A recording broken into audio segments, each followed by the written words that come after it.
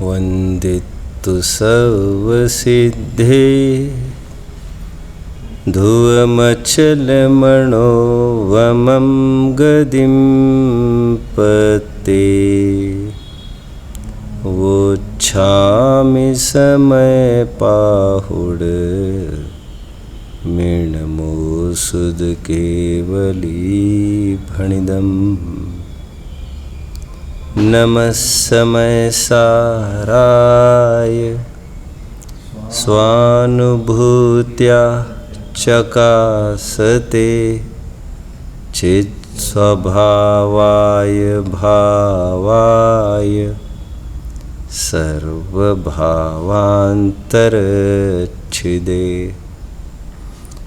अनन्तधर्मणस्तत्त्वं पश्यन्ति प्रत्यगात्मनः अनेकान्तमयी मूर्तिर्नित्यमेव प्रकाशिताम्। If you are tired, take rest. Try to take rest, not to quit, because quitters never win and winners never quit. यदि आपको निश्चय धर्म की प्राप्ति नहीं हो रही हो, ठीक है, ऐसा भी सही, तो व्यवहार धर्म की भली प्राप्ति करें। लेकिन धर्म से दूर रहना कितनी समझदारी है। आत्मा की प्राप्ति नहीं कर सकते हो तो आत्मा संबंधी जितने भी अनुष्ठान है, उपदेश आदि, तो फिर उसमें प्रवृत्ति क्यों नहीं करते? क्योंकि आत्मा में अथवा आत्मा संबंधी अनुष्ठान में प्रवृत्ति किए बगैर तीसरी गति में की हुई प्रवृत्ति का फल दर्दनाक मौत है। दुविधा में दोनों गए, माया मिले न राम। राम की तो प्राप्ति होगी ही नहीं और माया भी नहीं मिलेगी। मुक्ति से भी गए, भुक्ति से भी गए, और भुक्ति का तात्पर्य भोगों की प्राप्ति ही नहीं, क्योंकि देव आदि गति की प्राप्ति होगी तो आपको सहज ही समोशरण आदि विभूतियाँ सहज गम्य हो जाएगी। अवसर तो बरकरार रहेगा। शुद्धात्मा नहीं सही, शुद्धात्मा की प्राप्ति के अवसरों को क्यों गंवाना? आज की भाषा में 12वीं गाथा की टीका की भाषा में तत्व की प्राप्ति नहीं कर सकते हो, खेत तो है ही, लेकिन नहीं कर सकते हो, ठीक है, तीर्थ को भी क्यों छोड़ रहे हो? क्योंकि तीर्थ और तत्व दोनों को छोड़ने पर जहर का ही घूंट पीना पड़ता है, जिसको मरण कहते हैं। और फिर जीव निश्चय और व्यवहार दोनों को छोड़कर नरक आदि दुर्गति की प्राप्ति करके अनंत काल तक जहां से आया है ऐसे निगोद अवस्था को फिर प्राप्त होगा। विषय आप कुछ पकड़ रहे हैं? पकड़ रहे, वेरी गुड, वेरी गुड। विषय की तरफ तो मैं बढ़ ही रहा हूं। देखिए, आप लोग इतने दूर से आए हैं, don't take otherwise, I am asking in gentle mode. आप इतने दूर से आए हैं यहाँ पर, क्यों आए हैं आप? क्यों आए हैं? प्रश्न को उत्तर एक लाइन में दे सकेंगे? आत्मा को जानने के लिए। इसके आप जो भी उत्तर देते वो इसी के अर्थ में देते। फिर मेरा एक प्रश्न है, जब आत्मा को ही जानना है, यहाँ पर तो आपकी आत्मा है नहीं। आपकी आत्मा तो आप ही के पास है, आपको जानने के लिए आप स्वाधीन हैं। उसमें कौन से क्षेत्र की, कौन से द्रव्य की, कौन से काल की, कौन से भाव की, इसमें क्या बात है? वो तो कहीं भी बैठकर जान ही सकते हैं। यहाँ पर क्या है फिर? बात तो सही है, यहाँ पर ऐसी कोई बात ही नहीं है, लेकिन यहाँ से कुछ इंस्पिरेशन मिलता है, कुछ प्रेरणा मिलती है। जीवन में बीच में आती हुई शिथिलता को फिर एक धक्का मिलता है और वो गाड़ी पटरी पर चलती रहती है। फिर से यहाँ पर क्या मिलता है आपको? उपदेश आदि प्रेरणा मिलती है, उपदेश मिलता है। मतलब ये मानना पड़ेगा और उपदेश पाकर फिर आप क्या करेंगे? आत्मा को जानेंगे। फिर मतलब ये मानना पड़ेगा तत्व के लिए तीर्थ की आवश्यकता पड़ी। इसलिए यहां पर गाथा की टीका में यह बोला जा रहा है, तत्व की प्राप्ति तो हर प्रकार से उपादेय है, लेकिन जो उत्सर्ग मार्गी नहीं है, जो अपवाद मार्गी है, जो थक गए हैं, उनके लिए एक टाइमली रिलीफ है हमारे पास, टाइमली रिलीफ है, और वह है तीर्थ व्यवहार। उपदेश में प्रवृत्ति क्यों नहीं करते? माना गंगा की पावनता असंदिग्ध है, हु सस्पेक्ट्स, है ही वो पवित्र, लोक की बात कर रहा हूं, और वहां का पानी पीने के लिए उमंग हो उठना स्वाभाविक है, लोक का उदाहरण दिया जा रहा है। इतना कहने की आवश्यकता नहीं है, स्वाभाविक है उमंग उठना वहां जाकर पानी पीने के लिए, लेकिन फिलहाल तो मुश्किल नहीं, असंभव है वहां का पानी पीना। अभी प्यास से तुम अभी तड़प रहे हो। समझदारी ये कहती है गांव का जो तुम्हारा कुआं है उससे अभी प्यास बुझा लो। नहीं गंगा का पानी पीना है, नहीं हम ये नहीं कह रहे यहीं पर बैठे रहो, इस पानी को साथ लेके चलिए गंगा पहुंचने तक, फिर गंगा मिलेगी तो फिर इस पानी को अकार्यकारी निरर्थक जानकर इसको छोड़ देना। लेकिन बीच में ही यदि छोड़ दोगे इसको तो गंगा तक पहुंचने के लायक भी नहीं रहोगे। ये मत पूछना कुएं के पानी ने क्या योगदान अदा किया है, इसकी पवित्रता तो इतनी ही है कि इसने पवित्र वस्तु को मिलाया है, प्राप्त कराया है। एक तत्व और एक तीर्थ, एक निश्चय का विषय और एक व्यवहार का विषय। यह बहुत सुंदर प्रकरण चल रहा है। लगभग 12वीं गाथा और उसकी टीका पर अत्यंत संक्षिप्त लेकिन परिपूर्ण चर्चा मैंने की है, क्योंकि बहुत अच्छे से चर्चा करने के लिए 8-10 दिन मांगता है। एक गाथा एक टीका, गंभीर वचन हुआ करते हैं। ऐसा होने पर भी एक जयचंद जी का अंतिम एक मैसेज जारी किया है जयचंद जी ने। यह मैसेज आपको ना ही अमृतचंद्र स्वामी की टीका में मिलेगा, ना ही जयचंद स्वामी की टीका में मिलेगा। जयचंद जी आज ये कह रहे हैं, यदि व्यवहार को सर्वथा अनुपादेय, सर्वथा हे, सर्वथा असत्यार्थ जानकर उससे एलर्जिक हो उठोगे असमय में, क्या कहा मैंने? असमय में ही एलर्जिक हो उठोगे व्यवहार की, अभी निश्चय की प्राप्ति हुई नहीं है और व्यवहार से बंद होता है इसलिए एलर्जिक हो उठोगे, तो कहते हैं तो ना घाट के रहोगे, घर के तो रहे ही नहीं, लेकिन घाट के भी नहीं रहोगे, प्यासे मरोगे। यहां पर यह कह रहे हैं नरक आदि दुर्गति को प्राप्त करके निगोद आदि की प्राप्ति होगी। इसलिए तत्काल प्रयोजनवान जानकर, उपादेय नहीं, श्रद्धान में उपादेय नहीं, तत्काल प्रयोजन रूप जानकर, प्रवृत्ति में उपादेय जानकर इसका अंगीकार करना। श्रद्धान में आगे बढ़ना है, इस बात को नहीं भूलना।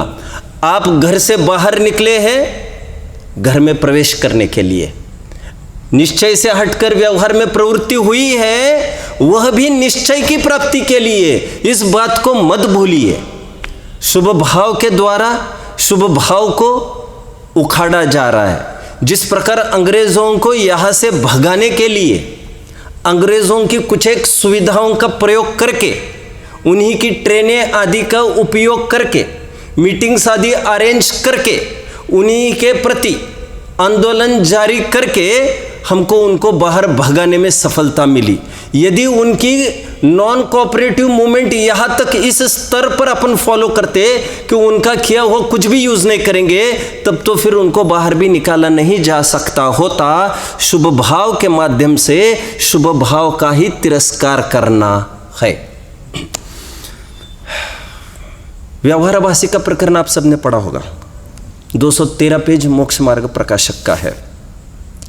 टोडरमल जी बहुत अच्छी बात कहते हैं, एक गाइडलाइन जारी करी पहले।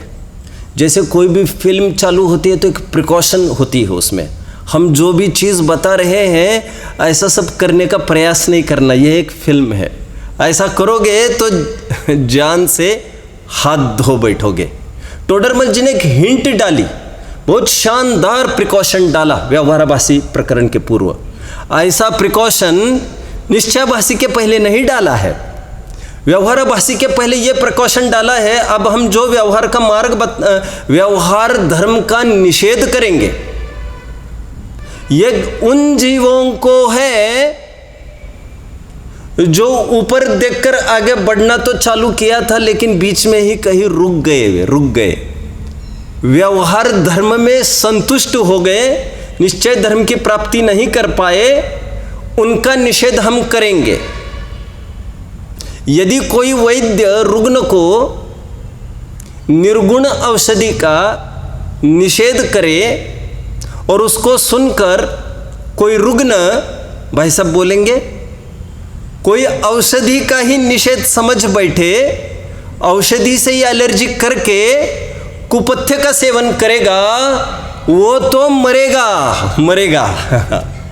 टोडरमल जी वहां पर यह कहते हैं कि यहां पर हमारा तात्पर्य व्यवहारिक क्रियाओं में, पंडित जी साहब के शब्द सुनिए, मेरे पास अभी ग्रंथ है नहीं, और फिर मैं तो इस विचारधारा का हूं, कंठ की विद्या ही काम में आती है, कहां तक पढ़ के दिखाएंगे। कह रहे पुण्य रूप धर्म, उसको भी धर्म कह रहे, पुण्य रूप धर्म में जो उपादेयता मानता है, सच्चा श्रद्धान करता है, उस सच्चे श्रद्धान का निषेध हमको करना था और बाहर की बातों का नहीं। लेकिन उसको अन्यथा समझकर कोई उसको छोड़ बैठे और पाप में चला जाए तब तो उसका बुरा होगा, और इसके लिए वक्ता जिम्मेदार नहीं है। वो 213 का पढ़ना चाहिए। मैंने लगभग 2 पैराग्राफ यहाँ से बोल दिए हैं। जयचंद जी को भी देखिए क्या कहते हैं, फिर आगामी कलश की ओर बढ़ेंगे। भाव आप आपकी लाइन में मुझे बताने का प्रयास करेंगे, बोलिए क्या कहना चाहते हैं? आप कहने का प्रयास करेंगे, यहां पर क्या कहना चाहते हैं? अच्छा, गला खराब है, अच्छा अभी खराब होना था। निश्चय की प्राप्ति करना प्रथम बात नहीं बनती है। If you are tired try to rest but not to quit. अब तो समझते होंगे इतना। कल मैं बार बार कह रहा था, मैं थक कर बैठा हूं, बोलिए हार कर नहीं बैठा हूं, पीछे थोड़ी मुड़ना है मुझे, तो अभी नहीं बढ़ सकते हैं, पुरुषार्थ की कमी है माना, तो व्यवहार में थोड़ी देर रहकर पुनः जोर तैयार करके पुनः उसी निश्चय की प्राप्ति का प्रयास हो सकता है। लेकिन यदि यहां से निकल जाएंगे तब तो कुछ भी नहीं मिलेगा आपको। आत्मा की प्राप्ति नहीं सही, आत्मा की प्राप्ति के अवसर निरंतर बनाए रखना चाहिए। आज तो कलश चलेगा ही, जो मुझे चलाना है उसमें खुलकर बात आएगी। मैं इसी बात को लेकर अभी बढ़ूंगा। पहले जयचंद जी के वे 4 लाइन्स में आपको पढ़ के दिखाता हूँ। व्यवहार नय को कथनचित असत्यार्थ कहा गया है। ये गाइडलाइन जयचंद जी का योगदान है। व्यवहार नय को कथनचित असत्यार्थ कहा गया है, किंतु जो भी आपका पेज होगा, मेरी 12वीं गाथा का भावार्थ का समापन क्रम से प्रकरण चलेगा, तो बेटर अब पहले थोड़ा सा पढ़ के आइए फॉर बेटर इफेक्ट्स। कहते हैं ना, अपन जैनियों की तो बात नहीं है, लेकिन जैनेतरों में प्रचलित है, जो भी कहते to use Colgate to get proper results, तो इसको दिन में 3 बार वे क्यों नहीं कहेंगे? उनका तो धंधा खोला है, फिर हमारी ब्रश इस्तेमाल करना। यहाँ पर मैं ये कहूँगा, टू गेट प्रॉपर रिजल्ट्स, आपको आने के पहले, जाने के बाद, जैसा मैं करता हूँ, अब से तिगुना मैं करता हूँ, तो मैं पढ़ के आता हूँ सबको रोज जाने के बाद देखता हूँ और क्या पुटअप किया जा सकता होता, तो आपको आने का लाभ मिलेगा। नहीं तो ऐसे तो कितने ही पर्व आप लोगों ने भी देखे होंगे जीवन में लेकिन ऐसे काम नहीं निकलेगा। व्यवहार नय को कथनचित असत्यार्थ कहा गया है, किंतु यदि कोई उसे सर्वथा असत्यार्थ जानकर, व्यवहार ना ही सर्वथा उपादेय है, ना ही सर्वथा है, कथनचित है, कथनचित उपादेय स्यात् पद के द्वारा इसको समझा जा सकता है। कलश में और बात कर ही लेंगे। फिर से, असत्यार्थ जानकर छोड़ दे तो वह शुभोपयोग रूप व्यवहार को ही छोड़ देगा और उसे शुद्धोपयोग की साक्षात प्राप्ति तो नहीं हुई है। इसीलिए उल्टा अशुभोपयोग में ही आकर, भ्रष्ट होकर, टोडरमल जी के शब्द में यहां से पढ़ूंगा थोड़ी ही देर में। Yes, we have got, Todarmal ji को भी पढ़ूंगा, अभी तो जयचंद जी को पढ़ रहा हूं मैं। क्या कह रहे हैं? इसलिए उल्टा अशुभ उपयोग में ही आकर, भ्रष्ट होकर, चाहे जैसी स्वेच्छारूप प्रवृत्ति करेगा तो वह नरक आदि गति तथा परंपरा से निगोद को प्राप्त होकर संसार में ही भ्रमण करेगा। और भाग्य से ही कहो अब जो भी बैठे हैं यहाँ पर, अभी हमारी उम्र कोई कच्ची नहीं रही है और हम भी बहुत अच्छे से जानते हैं हमारा अभी कभी भी पर्यांतर हो सकेगा। हमें यह चाहिए आने वाली एक एक श्वास में आराध्य की आराधना नहीं कर सके, निश्चय आराध्य अपना शुद्धात्मा नहीं कर सके, क्योंकि पंचम काल में ऐसे पुरुषार्थी बहुत विरल हुआ करते हैं। ग्रंथों में कई जगह उल्लेख है इसके। काल ऐसा है कि उसमें बहुत उग्र पुरुषार्थ नहीं बन सकता, लेकिन इतना काम जरूर करिएगा। शुद्ध भाव की निरंतर प्राप्ति नहीं कर सकते हैं आप, तो कम से कम आप शुभ से दूर नहीं रहेंगे। उसके लिए तो ऐसे कोई बात नहीं है बहुत बड़ी।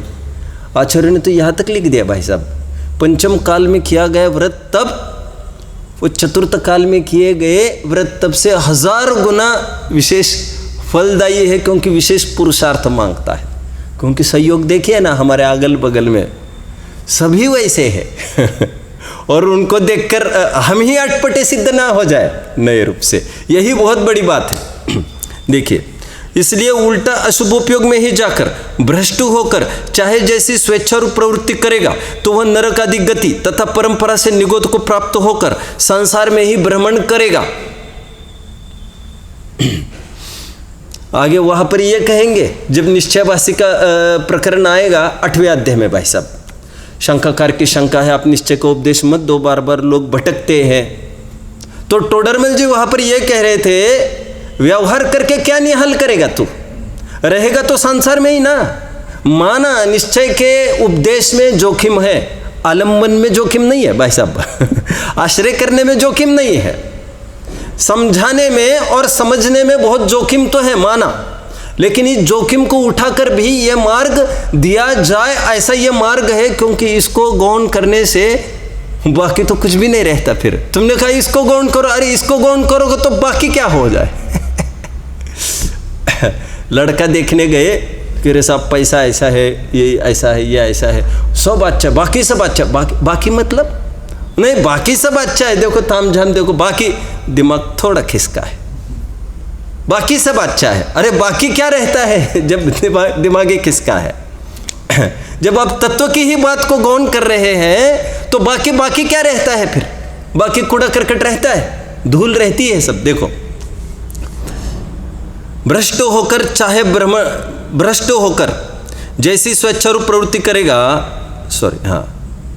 तो वह नरक आदि गति तथा परंपरा से निगोद को प्राप्त होकर संसार में ही भ्रमण करेगा। इसलिए शुद्ध नय का विषय तो साक्षात शुद्ध आत्मा है, उसकी प्राप्ति जब तक न हो तब तक व्यवहार भी प्रयोजनवान है। और 10 दिन आपके पास कोई भी आएगा भाई साहब, आप उनसे हाथ जोड़कर यही करें कोई तत्व की बात करो, इसके लिए बहुत बड़ा पुरुषार्थ चाहिए। आप ये मत समझिए, ये तो सरल काम है, आप करके देखिएगा, आपको लगेगा सब मन टूट जाएंगे भाई साहब अरे कैसा आदमी, अथवा तो ये लगे कैसा आदमी ये व्यवहार की बात ही नहीं करता है। अरे ये लोग, आप लोग अपेक्षा, आपको ये थोड़ी है कि हम लोग एक आध बार की बात अलग है, थोड़ी व्यवस्था पूछ लेंगे और आपको भी जरा सा भी ऐसा लगना तक नहीं चाहिए हमको सब। लेकिन लोग के किसी ने कुछ पूछा ही नहीं, अरे एक बार पूछ तो लेते सब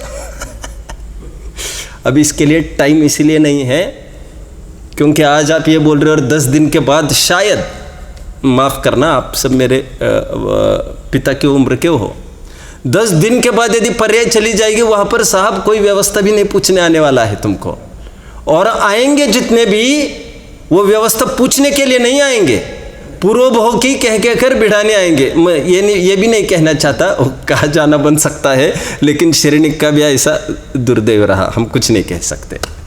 आप कुछ भी धोखे में मत रहिए कि हमको स्वर्ग मिलेगा आदि आदि आदि, काफ़ी बातें कही जाती है। श्रेणिक जैसा जीव भावी तीर्थंकर और कोई इकलौता नहीं है वो आदमी, ऐसे कई जीव नरक से निकलकर तीर्थंकर बनते हैं। आप यकीन मानना, कोई कह रहा है वो दोष हो गए, दोष हो गए, अरे दोष ऐसा थोड़ी है वो कोई चक्रवर्ती के मान भंग जैसा दोष नहीं है, वो होता है ऐसा। असंख्यात जीव आज नरक में तीर्थंकर प्रकृति के सत्ता लिए हुए हैं, 1 2 10 20 करोड़ 10 करोड़ अरब खरब नहीं कह रहा हूं मैं, असंख्यात जीव अब भी नरक में तीर्थंकर प्रकृति सत्ता में लिए बैठे। कर्णनियोग के ग्रंथों को पढ़ना चाहिए। धोखे में रहना ठीक नहीं है। जितना समय हमारा शुद्ध में नहीं सही शुभ में गया, उतना हमको समझना चाहिए चलो हम पाप से बच गए। और अवसर खोजी तो निरंतर रहना चाहिए, शुद्ध भाव की प्राप्ति का निरंतर उपाय करना चाहिए। ऐसा सद्वैत मत में श्री गुरुओं को उपदेश है। अभी यहाँ पर ये बात कही। अभी टोडरमल जी, हमारे गुरु जी क्या कहते देखते हैं। टोडरमल जी बीच में कहाँ से आ गए। मैंने कल कहा था टोडरमल जी ने थोड़ा सम्यक ज्ञान चंद्रिका की पीठिका में हूबहू गाथा को कोट किया है। और मैंने कल ये भी कहना चाहा था कि टोडरमल जी ने जहाँ जहाँ बोला है उसको नोट और कोट करना चाहिए। मैं थोड़ा एग्जाम्पल देता हूँ आपको। 147 पेज चल रहा है मोक्ष मार्ग प्रकाशक का, अन्य लिंग के मुक्ति का निषेध चल रहा है। दिमाग में आ गया अन्य लिंगी के मुक्ति के निषेध की बात। एक दो अवस्था है कि वो अवस्था है जिसमें सोचता है कर लेंगे, और एक बुढ़ापा है और कर तो नहीं पाए। एक सोचने में और एक पछताने में चली जाती है। लेकिन जैन धर्म ये कहता है अभी ना सोचने का समय है ना पछताने के लिए, जीवन जीने के लिए मिला था। भले आदमी तुमने सोचने में तत्व विचार अरे सोचने में ही बर्बाद कर दिया तुमने। जीने के लिए मतलब 7 तत्वों का फल स्वरूप आत्मा की अनुभूति के लिए मिला था। देखिए टोडरमल जी क्या कहते हैं। 147 पेज का मैं थोड़ा ये कह रहा था, वहाँ पर 3 उक्किट्ठम लिंगम, 3 उत्कृष्ट लिंग कहे, 3 लिंग कहे जो सम्यक्त्व से युक्त है। 3 लिंग वहाँ पर कहा जा रहा है। मुनि लिंग, मैं आपको रीडिंग स्टाइल बता रहा हूँ कैसे पढ़ना चाहिए ग्रंथों को। उत्कृष्ट श्रावक और उत्कृष्ट श्राविका, 3 लिंग सम्यक्त्व से युक्त है। भाई साहब आपके ज्ञान में तो प्रकरण होगा ही, अभी बहुत वो चला था, गर्मा गर्म था माहौल। 3 लिंग वहाँ पर बताए। वहाँ पर टोडरमल जी अर्थ करते समय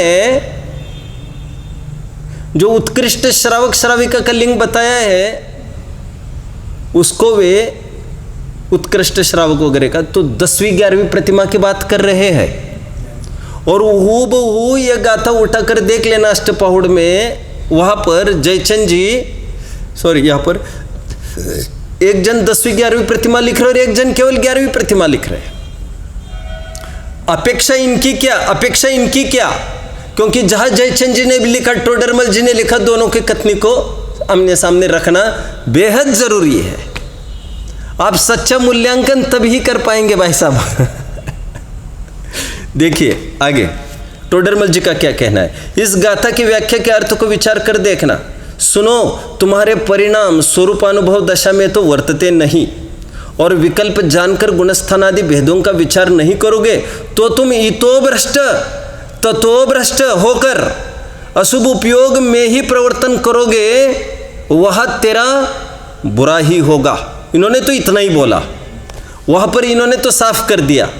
इस मामले में जयचंद जी की और स्ट्रॉन्गर अप्रोच है।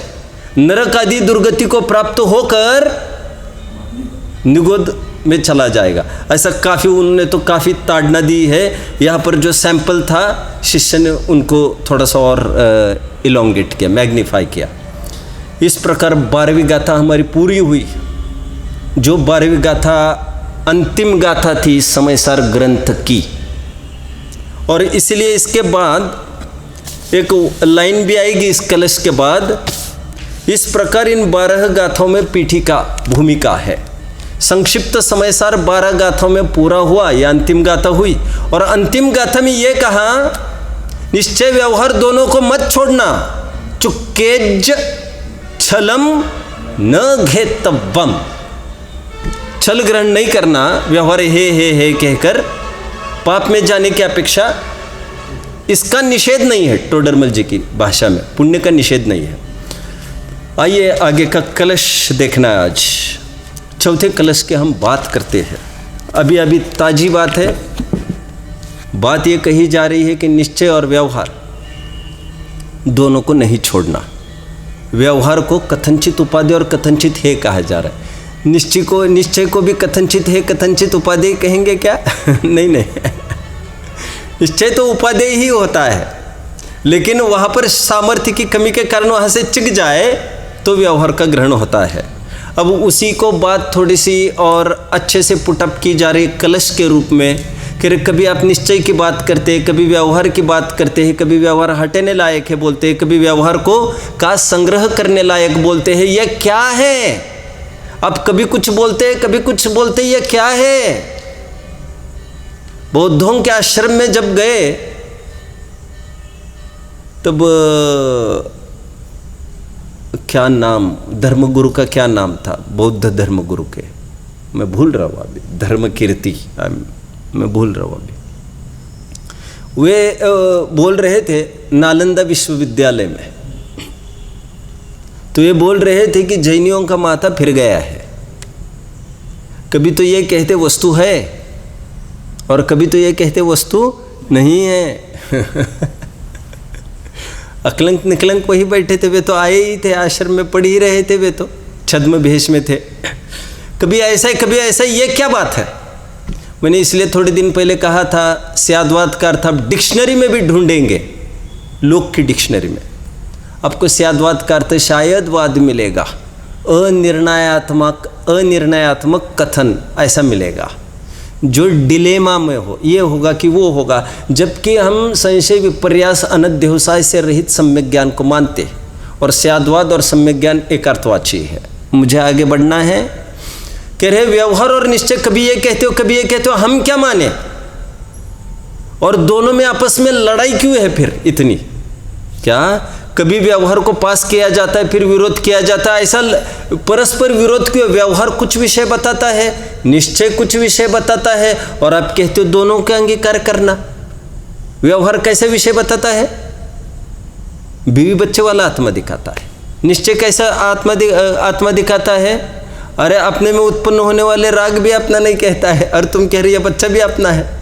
और तुम अभी आज ये कह रहे निश्चय भी अंगीकार करने लायक है, व्यवहार भी अंगीकार करने लायक है, और दोनों के विषय एक है ही नहीं, तो फिर ये तो उल्टी उल्टी बात है। सब विरोध है, ये सब विरोध है आपस में। कह रहे विरोध है, लेकिन वह तुम्हारे दिमाग में है। विरोध निश्चय और व्यवहार संबंधी है, निश्चय और व्यवहार में नहीं है। निश्चय व्यवहार संबंधी तुम्हारे में विरोध है, और तुम्हारे जो दिमाग में विरोध चल रहा है उसका हम ध्वंस करते हैं अभी। ऐसे कैसे ध्वंस करेंगे साहब आप? स्यात् पद देकर। क्या कहा? देखो आराम से गले उतर जाती है ना बात। हमको एक ही आदमी को बेटा भी कह सकते हैं, लेकिन बाप जिंदा होना जरूरी है उसका। हालांकि लोक उपचार तो बहुत चलता है, बाप नहीं हो दूसरा भी कोई बेटा कह ही देता है, और उसी को हम पिता भी कह देते हैं। परस्पर विरोधी धर्म उसमें पाए जाते हैं कि देखने का दृष्टिकोण है। इसलिए मैं थोड़े दिन पहले कह रहा था, आइंस्टाइन का उदाहरण देकर, आइंस्टाइन ने बहुत गजब की बात रखी जो सबको अच्छी लगी। क्या धरती घूमती है कि सूर्य घूमता है? कहते धरती की अपेक्षा सूर्य घूमता है, सूर्य की अपेक्षा धरती घूमती है, जबकि कुछ ने गोल मटोल कर दिया उन्होंने। ऐसा थोड़ी इसकी अपेक्षा वो घूमता है, उसकी अपेक्षा वो तो गाड़ी में, ऐसा थोड़ी कहेंगे गाड़ी की अपेक्षा वो पहाड़ घूम रहा है, ऐसा थोड़ी कहेंगे। अरे गाड़ी में बैठकर तुम्हें लग रहा है कि पहाड़ घूम रहा है, लेकिन कहेंगे पहाड़ नहीं घूम रहा है, गाड़ी घूम रही है। आगे बढ़ते हैं। कलश देखो, उभय नय विरोध ध्वंसिनी स्यात् पदांके, जिन वच सिर मनते ये स्वयं वांत मोहा, सपदि समय सारम ते परम ज्योतिरुच्चये, रणव मनय पक्षा क्षुण्ण मिक्षंत एव। गजब का कलश है। क्या कह रहा है? जो परस्पर विरोध भाषित हो रहा था निश्चय और व्यवहार के बीच में, वो आज ध्वंस हो गए। उभय नय विरोध ध्वंसिनी। निश्चय व्यवहार कहाँ लिखा है? उभय नय, निश्चय और व्यवहार के बीच में। और उभय नय कहाँ से? अब पूर्व गाथा की टीका में वही तो बात चल रही, निश्चय व्यवहार दोनों को नहीं छोड़ना। और वही तो टीका लिख रहे, कलश लिख रहे, कह रहे जो विरोध भाषित हो रहा था उसका ध्वंस हो गया। किसके द्वारा? स्यात्, एक ट्रेडमार्क के द्वारा, और स्यात् पद के द्वारा। और ऐसे स्याद पद वाली जिनवानी में जो जीव रमण करते हैं वे मोह का वमन करते हैं। आ गई फिर वही बात। कौन सी बात आ गई? तीसरे कलश जैसी बात चौथे में भी आ गई। तीसरे कलश में भी ये बात कह रहे थे कि समय व्याख्या लिखते लिखते मुझे परम विशुद्धि की प्राप्ति होगी। आज भी ये कह रहे जो जीव जिनवानी को, भाई सबके जिनवानी को, हाँ मैं यही सुनना चाहता था आपके मुख से। पढ़ने की बात नहीं की उन्होंने। जो जिन वचन को पढ़ते हैं, नहीं, जो जिन वचन में रमते हैं, रमते। पढ़ना तो देखो वो अकाउंटेंट भी तो वो सब कर ही रहा है। देखो वो सब का रीडर होते हैं यूनिवर्सिटीज़ में वगैरह, पार्लियामेंट वगैरह में, वे तो सब करते ही है ये सब बातें। लेक्चरर होते सब करते ही है। आस्था से कोई करता होगा ऐसे जरूरी थोड़ी है। देखो कार्य वही, आपको बाहर भी लग सकता है और आपका जीवन निखार भी सकता है, निहाल कर सकता है। कैसे? आप जो काम कर रहे हो उसमें आपकी आस्था नहीं हो, आप बाहर एक्सपीरियंस करते हो, कब उसको खाली करो, कब खाली करो, और आप उसमें आपका जीवन ढूंढते हो, तो आप समझते हो ये मेरा जवानी है। आपने देखा होगा कितने टीचर्स 60-70 साल के बाद होने पर भी वे पढ़ाते आखिर तक। मैंने आपको कई दफ़े कहा है, 110 साल का एक डॉक्टर PK ग्रैंट, अभी तो कब का गया होगा, मैं बात आपको कह रहा हूँ, जब मैं 10th में था तब की बात कर रहा हूँ मैं, अभी तो काय के लिए जिंदा रहेगा। तब वो रूबी हॉस्पिटल है पूना में, हम महीना भर थे वहाँ पर रूबी में। कोई घूमने की जगह नहीं है, वो हॉस्पिटल ही था, वो किसी को एडमिट था कोई, तो वहाँ पर वो आदमी रोज आता था स्वयं ड्राइविंग करके, और ऑपरेशन उसके हाथ का एक भी फेल नहीं होता था। उसको कितने जन ने बोला अभी तुम छोड़ दो, कह रहे मैं इसके बिना जी नहीं सकता, दिस इज माई लाइफ। कलाम ये कहता था, make rocketry not your livelihood. Rocketry को आजीविका नहीं बनाना चाहिए, रॉकेटरी एक जीवन है, जीवन। अभी उसको उसकी थी, और हम तो विद्वान है। गजब हो गया। वो कह रहे रॉकेटरी को भी अपना जीवन समझो, आजीविका न समझो, और विद्वान भी ये समझने लग जाए यदि ये हमारी आजीविका है। अरे लौकिक आदमी से भी गया बिताइए। तो मैं इतना क्यों कह रहा हूँ? जिनवानी पढ़ने के लिए नहीं है, पढ़ने के लिए नहीं है, तो पढ़ाने के लिए भी नहीं है, जिनवानी रमण करने के लिए। ये जिन वचसी रमनते, और रमण करने वाला क्या करता है, वो मुंह को वांत करता है, अपने आप वमन होता है। अब थोड़ा इंग्लिश यदि जानते होंगे, लगभग ये वर्ड सब जानते होंगे। एक दवा होती है एक्सपेक्टोरेंट, सुना है किसी ने? आपने सुना है एक्सपेक्टोरेंट? सुना है, बड़े बड़े पढ़े लिखे वालों ने नहीं सुना, आपने सुना। इसका कारण है, आपका बच्चा है घर पर, हाँ, बच्चा बच्ची जो भी हो, लोग इसमें भी झगड़ते हैं। अरे बच्चा, अब बच्चा कैसे बोला? बच्चे, आप बच्चा बच्चे में भेद करते हैं। अरे भाई, हम तो सब में अभेद ही देखते हैं। हमको क्या मतलब है? एक्सपेक्टोरेंट वो चीज़ है जब बहुत कफ इकट्ठा हो जाता है बेबी के, बच्चा के, इसलिए ये बोला।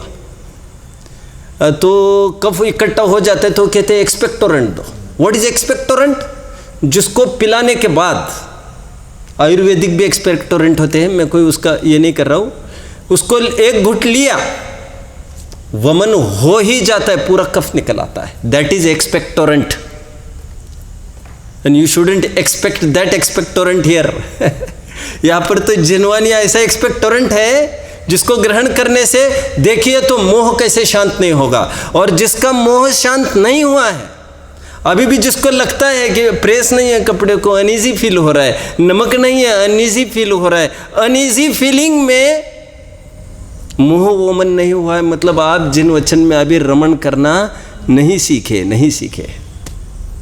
आपको ये पूरा कलश स्वाध्याय की महिमा के लिए है, और ये बोला जा रहा है कि मोह के निर्मूलन का एक मात्र स्वाध्याय ही उपाय है, जो कि अन्यत्र बोला गया है।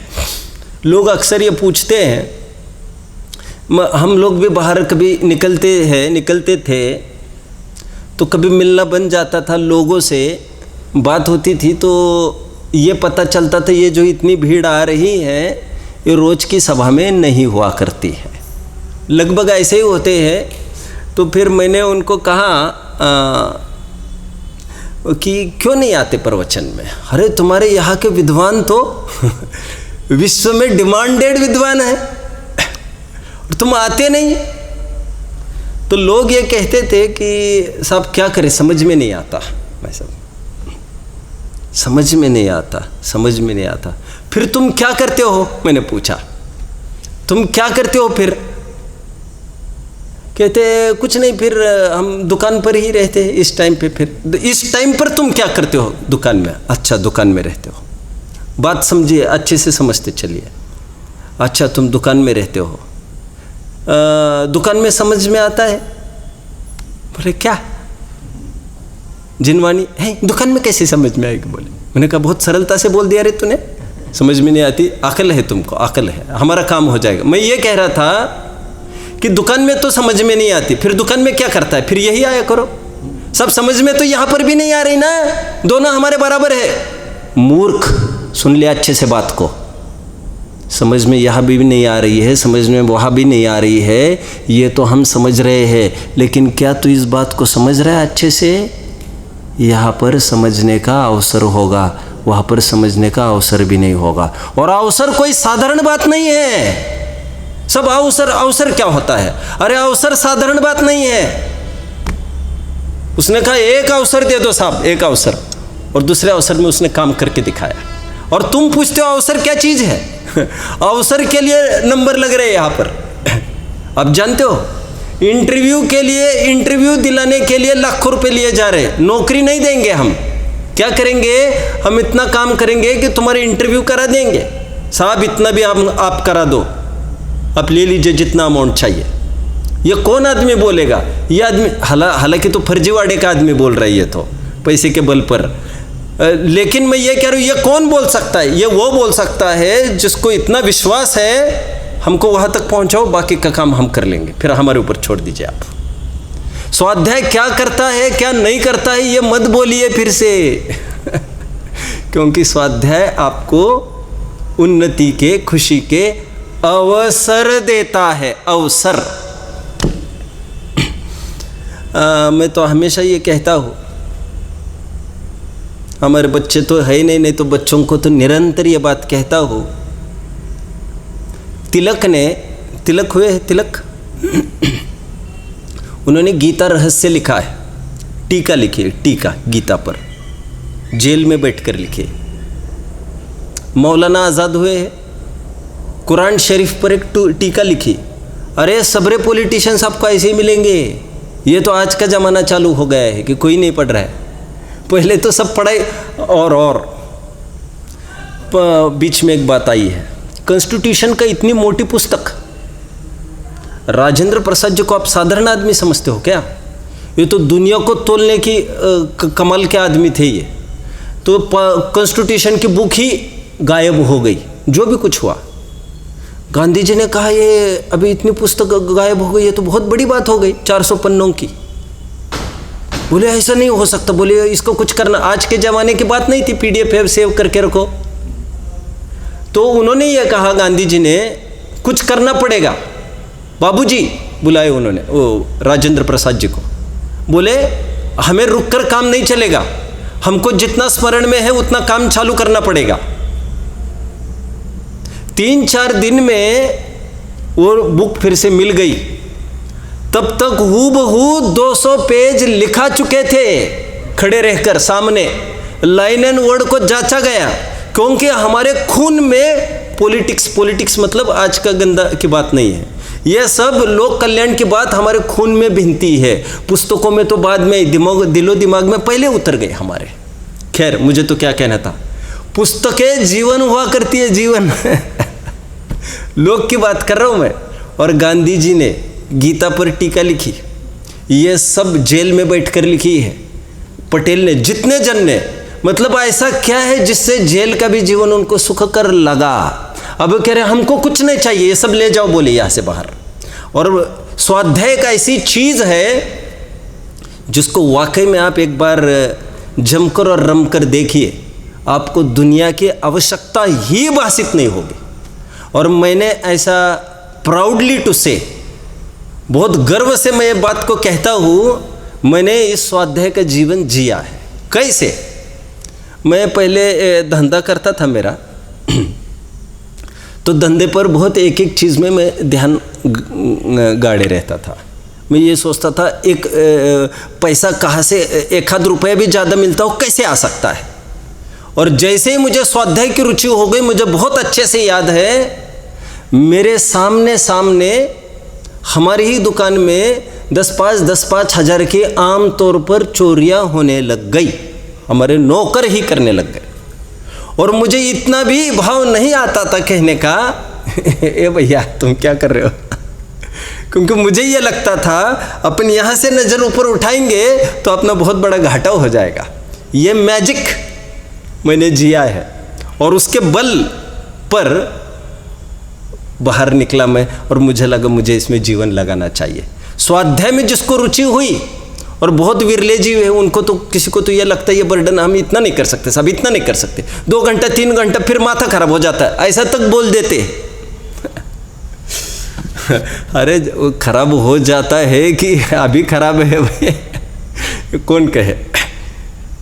देखिए, उभय नय विरोध ध्वंसिनी स्यात् पदांके जिनवच सिर मनते ये स्वयं वांत मोहा। वांत मतलब वमन होना, उल्टी होना, मोह की उल्टी हो जाती है।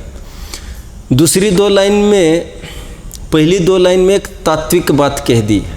मोह के निर्मूलन का उपाय स्वाध्याय है, जो प्रवचन सार की 86वीं गाथा में कहा, सत्यम समधिदब्बम खियदि मोह वचयो।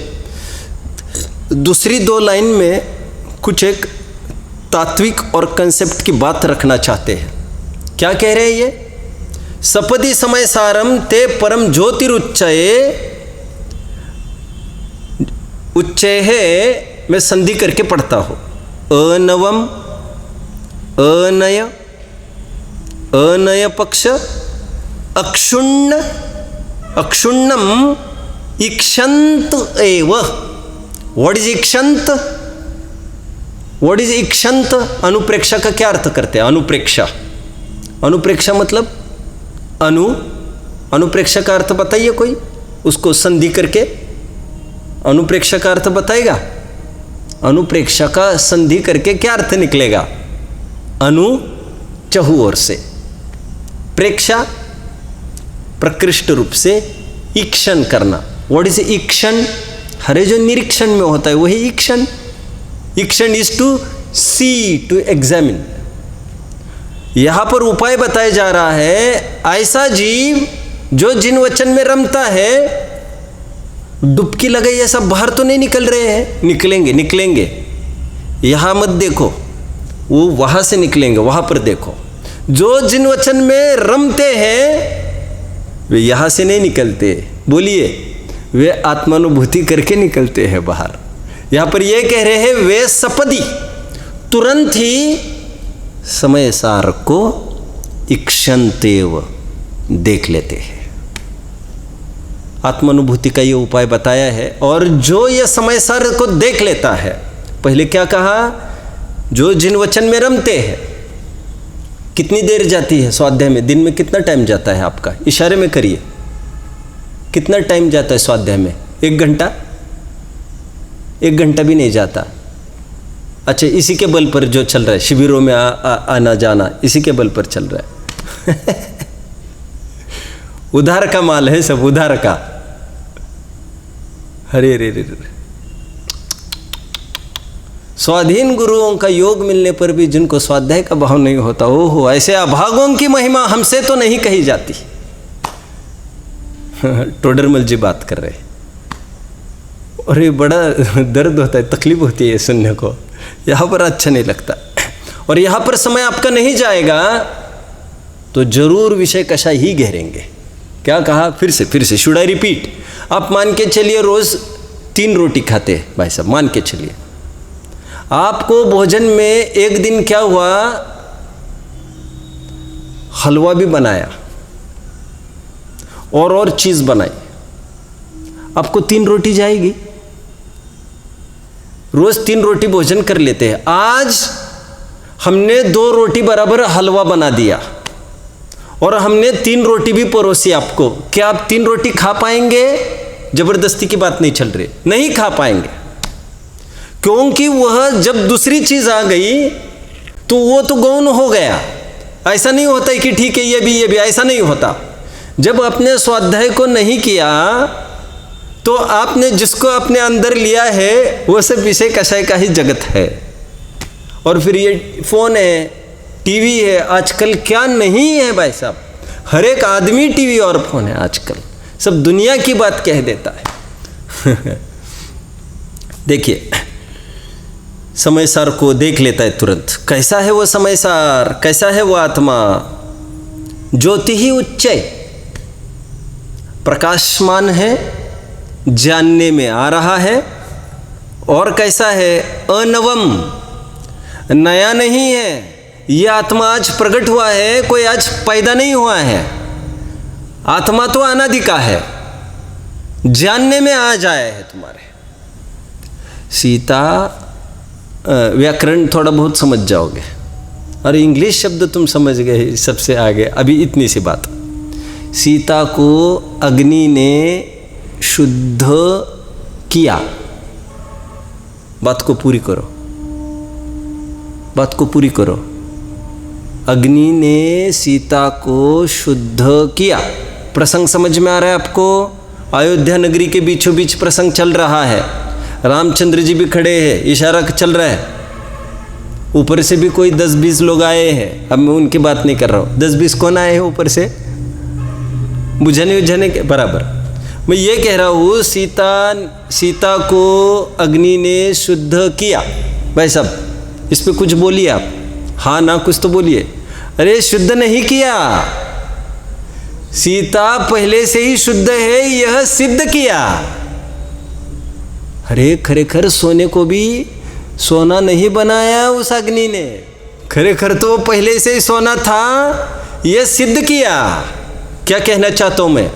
आत्मा नया पैदा नहीं हुआ है, आज तो सिद्ध हो गया, सिद्धि हो गई आत्मा की, आज पर्याय में आज प्रकट हो गया। बहुत आगे कलश और आने वाला वैसा ही। क्या कहते हैं? ये आत्मा अनादि का है, प्रकट आज हुआ है। और कैसा है ये आत्मा?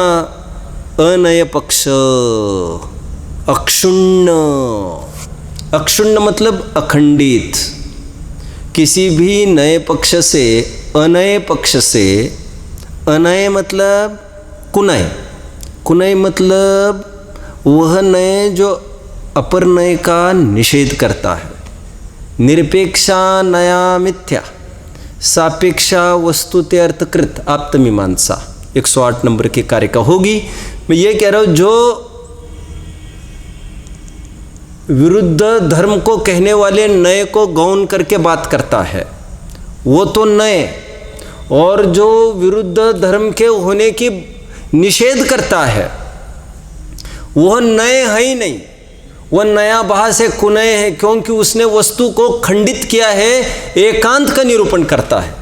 ये थोड़ा भारी गया होगा अभी का, ये थोड़ा भारी गया होगा एकांत वगैरह का, कि नहीं समझ में आ रहा है? अरे आप तो समझदार हो। जो खंडित करता है, ऐसी खंडित वस्तु को देख लेता है, ऐसा वो नई नहीं है। जो आत्मा प्रकट हुआ है वो किसी भी दुर्नय के द्वारा खंडित नहीं होता, मतलब यह अखंड आत्मा पूरा अनुभूति में आ जाता है। कैसे?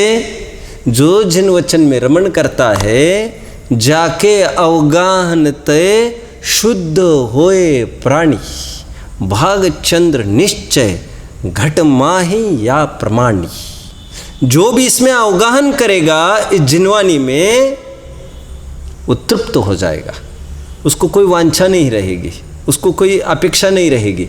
वो तो ये समझ लीजिए वह आत्मानुभूति का छोटा भाई है स्वाध्याय, और आत्मानुभूति को प्राप्त कराएगा, तुरंत वह आत्मा को भी देख लेता है। इस कलश में दो नयों में आपस में विरोध नहीं हुआ करता निश्चय व्यवहार का। ये स्यात् पद से देखिए, स्याद्वाद से, सो तो आपको समझ में आएगा। और ऐसी जिनवानी में जो रमण करता है वह तुरंत ही अपनी आत्मा को भी देख लेता है। तीर्थ का फल तत्व होता है, तत्व का बीज तीर्थ होता है। इस प्रकार दोनों के होने की बात यहाँ पर कही है। शेष कल। ओम नमः।